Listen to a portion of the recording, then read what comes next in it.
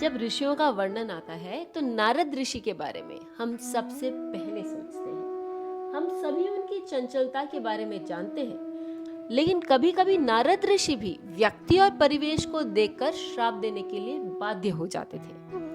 ऐसा ही एक संदर्भ भागवत पुराण के दशम स्कंद में आता है। चलिए सुनते हैं नल कुबेर और मणिग्रीव की कहानी। श्रीमद् भागवत में नल कुबेर और मणिग्रीव की कहानी आती है। ये दोनों कुबेर के पुत्र थे, अलकापुरी में रहते थे, दिन रात विहार किया करते थे। इनको कोई रोकने वाला नहीं था।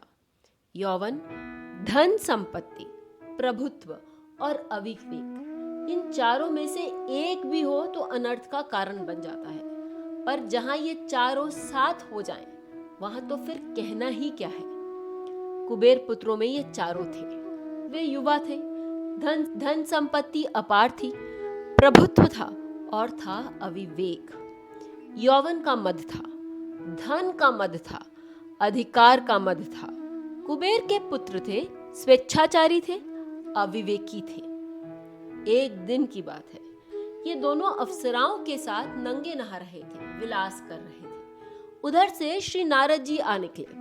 श्री नारद जी को देखते ही स्त्रियां तो जल्दी से बाहर निकल गई और वस्त्र पहन लिए, किंतु ये दोनों बड़े उद्दंड थे, उसी तरह नंगे खड़े रहे। नारद जी ने कहा, तुम दोनों जड़ की भांति खड़े हो, जाकर वृक्ष हो जाओ।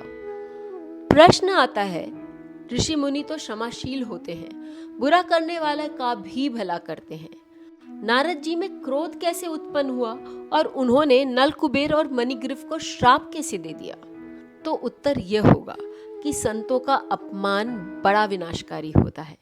दूसरी बात, जब धन, राज्य, अधिकार और सफलताओं से आदमी अंधा हो जाता है, जब तक उसके पास ये चीजें रहती है, तब तक उसका अंधापन नहीं मिटता।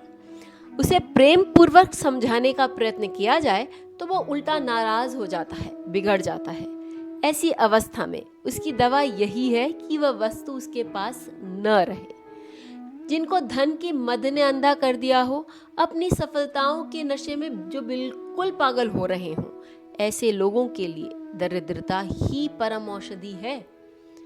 हालांकि यह श्राप भी एक आशीर्वाद था। नारद मुनि ने नल कुबेर और मणिग्रीव को देवताओं के 100 साल के बाद भगवान कृष्ण के साक्षात दर्शन का अवसर प्रदान किया, जिसके बाद उन्हें अपने कष्ट से मुक्ति मिल जाती। नारद मुनि के श्राप का उद्देश्य यह सिखाना था कि भौतिक समृद्धि के प्रति अत्यधिक आसक्ति नैतिक पतन और जीवन के परम उद्देश्य की अज्ञानता की ओर ले जाता है। इस श्राप के माध्यम से नारद मुनि ने उन्हें अध्यात्म और भक्ति की दिशा दिखाई। कुछ समय बाद भगवान श्री कृष्ण, जिन्हें माता यशोदा ने एक लकड़ी के मूसल से बांध रखा था, अपने आंगन में उग रहे यमलार्जुन के वृक्षों की ओर घुटने के बल चलकर पहुंचे। ये वास्तव में नल कुबेर और मणिग्रीव थे, जो वृक्ष योनि में नारद ऋषि के दिए हुए श्राप को काट रहे थे। नारद मुनि की भविष्यवाणी को पूरा करने के लिए भगवान श्री कृष्ण ने उन वृक्षों को उखाड़ दिया और उन दोनों देवताओं को मुक्त कर दिया। नल कुबेर और मणिग्रीव अपने दिव्य रूप में प्रकट हुए। वे दीप्तिमान और कृतज्ञ थे और वे भगवान श्री कृष्ण की स्तुति करने लगे।